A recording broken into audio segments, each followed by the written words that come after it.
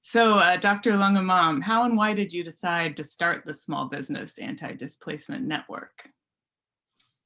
Yeah, so I am an associate professor at the University of Maryland at College Park, and a lot of my research focuses on issues of neighborhood change and specifically gentrification.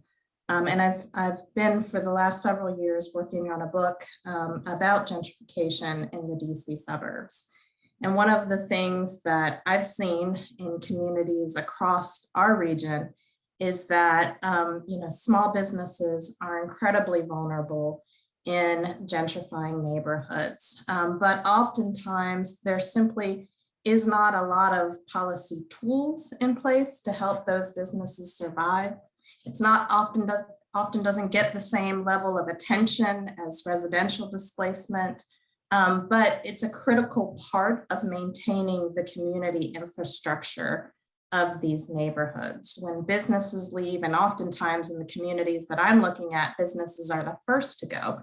But when they leave, it also makes residents who rely on these businesses, who think about their sense of community as tied to these businesses, more vulnerable and more likely to also leave the neighborhood. So it's part of a cycle of gentrification that I think is really important to highlight. But in the broader scholarly literature, and I think in practice too, we have real holes in the amount of attention, the amount of policy tools that we have out there, and the amount of focus that we have on here. So there was a real gap. The other inspiration is my work with the National Center for Smart Growth Research and Education at the University of Maryland, where I'm an advisory board member on the Purple Line Corridor Coalition.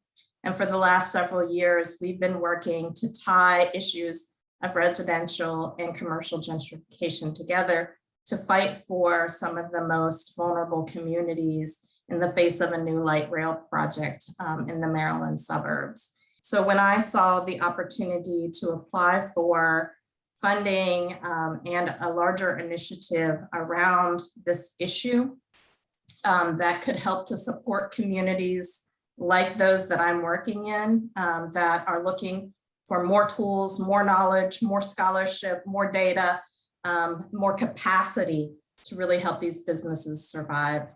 I saw it as an opportunity and a gap that I could fill. Well, we are really a network that is about building knowledge and knowledge sharing, building capacity amongst small business leaders who are working with these vulnerable small businesses to find strategies and tools to survive, and not just survive, to thrive in the face of neighborhood change, and pushing new policy. And so I would welcome anyone who feels like they have a touchstone to these businesses and are really committed to finding new tools and pressing for new tools in order to make that happen. Great, and could you say more about why you think this project is needed at this time? For example, are you worried about the effect of COVID-19 on already vulnerable small businesses? Well, of course. I mean, I think everybody is worried about the impacts of COVID on small businesses. And I think COVID has really done a lot to bring attention to the vulnerabilities that small businesses, and particularly immigrant and people of color owned businesses, faced even before the pandemic, but certainly after the pandemic. And so we've seen, the lack of access to the federal PPP loans, and even really fuzzy definitions on who constitutes a small business, but certainly a lack of real attention to these businesses.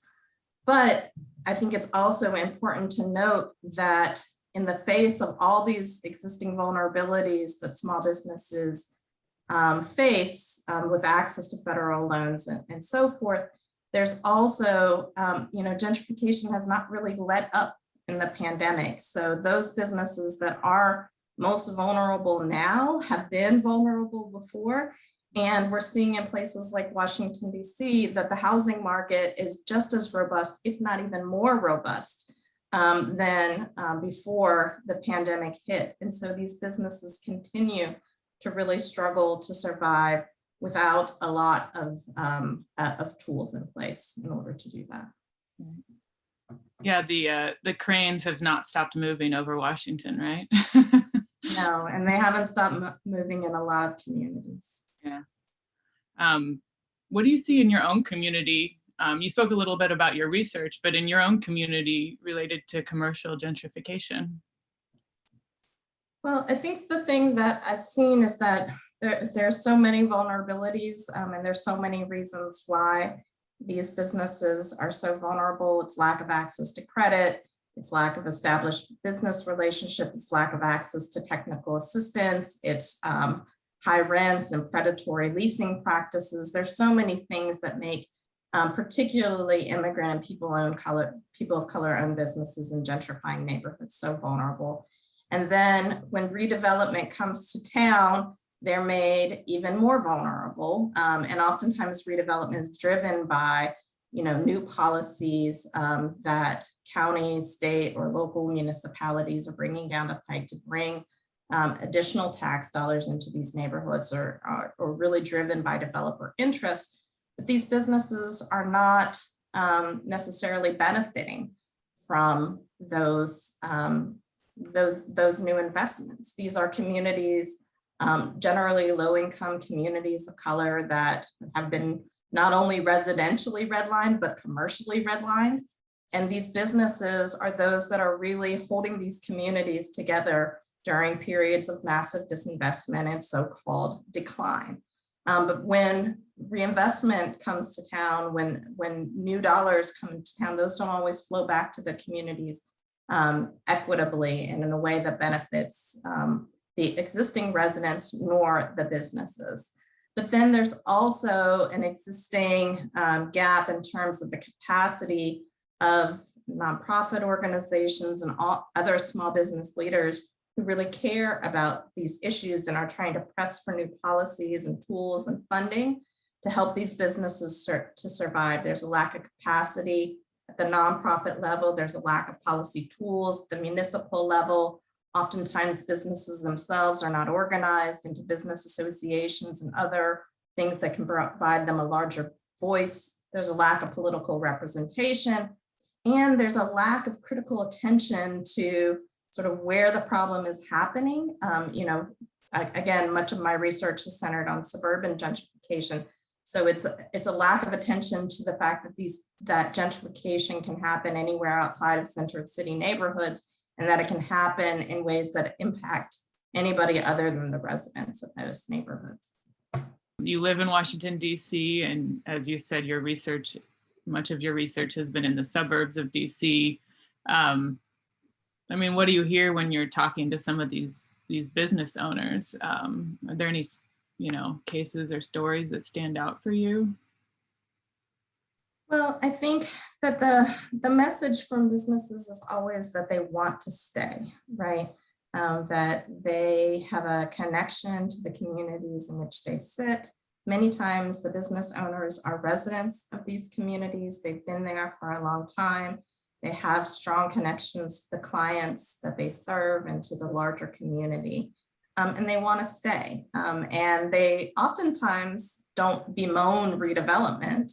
Again, these are neighborhoods that have been historically disinvested. So they want new services, they want new plazas, but they don't want it to happen at their expense. They don't want the county or the municipality subsidizing a new large grocery chain to come to town when there are existing small businesses that provide the same services that are not being supported and in fact are being made more vulnerable by redevelopment. And then they oftentimes feel like, their only opportunity is to sort of adapt. And that's the mantra that often comes down from the city, is that in order to survive, you just have to adapt.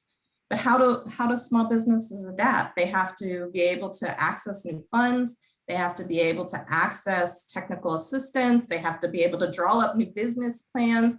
And ultimately, they're asking to adapt to an entirely new clientele, an entirely different set of business circumstances. And that's a hard job to ask the small family-run, immigrant-owned, or people of color-owned business. And there's not a lot of assistance in doing so. And so I think the framework of just asking businesses to adapt in order to survive is not one that is going to keep many of these businesses in place. And so we're looking for other tools and other ideas, things that are working.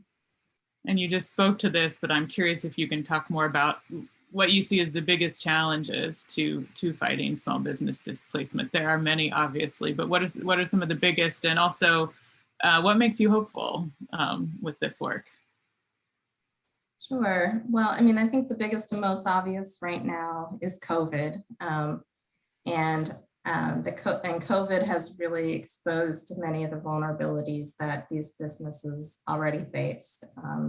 And those challenges are then exacerbated by existing conditions of gentrification in many communities. So I would just underline that we're at a really critical moment for many small businesses where we have the ability to intervene, and it is important that we do.